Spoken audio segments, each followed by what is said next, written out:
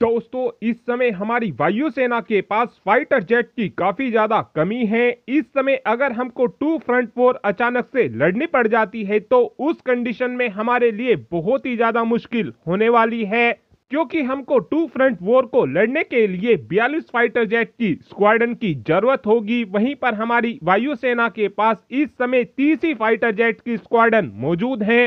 Same ऐसा ही हाल हमारी वायुसेना में मिड एयर रिफ्यूलर का भी है। हमारी वायुसेना की फाइटर जेट की संख्या को देखते हुए हमको 20 के आसपास मिड एयर रिफ्यूलर की जरूरत है। वहीं इस समय हमारी वायुसेना के पास केवल 6 की ही संख्या में मिड एयर रिफ्यूलर मौजूद हैं।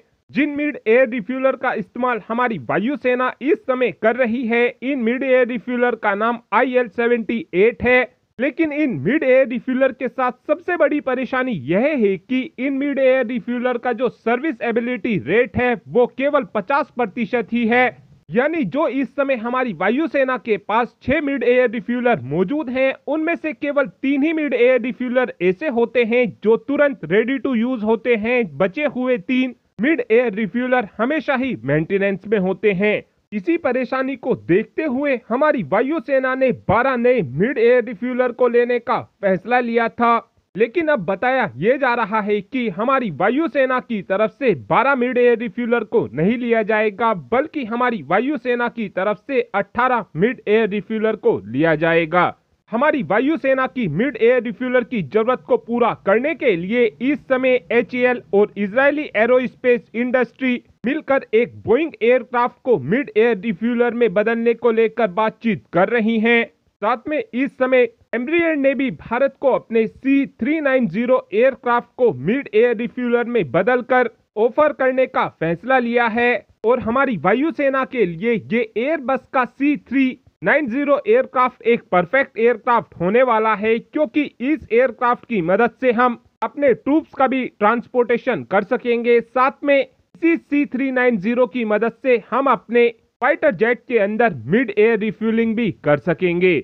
इस समय हमारी वायुसेना की तरफ से सभी ऑप्शन को एक्सप्लोर किया जा रहा है। जो भी मिड एयर रिफ्यूलर हमारी वायुसेना को पसंद आएगा, उसी को ही बाद में हमारी वायुसेना के लिए खरीदा जाएगा। साथ में एक अपडेट जनरल इलेक्ट्रिक को लेकर भी आया है। आप सभी के याद ही होगा, साल 2021 में अमेरिका और भारत के बीच 99 F404 इंजन की डील को साइन किया गया था। और उस समय जनरल इलेक्ट्रिक की तरफ से भारत को बोला गया था कि हम दिसंबर 2023 में आपको पहले इंजन की डिलीवरी कर देंगे।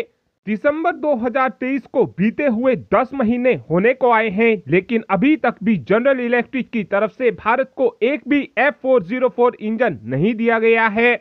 जनरल इलेक्ट्रिक की तरफ से लगातार भारत को एक के बाद एक तारीख दी जा रही है। और ऐसे में अगर भारत की तरफ से जनरल इलेक्ट्रिक के ऊपर सैंक्शन या फिर पेनल्टी लगा दी जाती है तो ये बिल्कुल भी गलत नहीं होगा। और इस समय भारत ऐसा कर भी सकता है, लेकिन भारत की तरफ से ऐसा इस समय इसलिए नहीं किया जा रहा है क्योंकि जनरल इलेक्ट्रिक के साथ अगर हमारी बातचीत खराब होती है तो उस कंडीशन में हमारे सभी फाइटर जेट के प्रोग्राम और भी ज्यादा लेट हो जाएंगे, क्योंकि हम अपने एमका जैसे लड़ाकू विमानों में भी F414 इंजन का इस्तेमाल करने वाले हैं। अपने तेजस मार्क 2 फाइटर जेट के अंदर भी हम जनरल इलेक्ट्रिक के ही इंजन का इस्तेमाल करने वाले हैं। और अब आप ही कमेंट कर बता सकते हैं कि क्या हमको जनरल इलेक्ट्रिक के ऊपर पेनल्टी लगानी चाहिए, हाँ या फिर ना। इस बात का आंसर आप कमेंट बॉक्स में दे सकते हैं। Thanks for watching this video. Have a good day.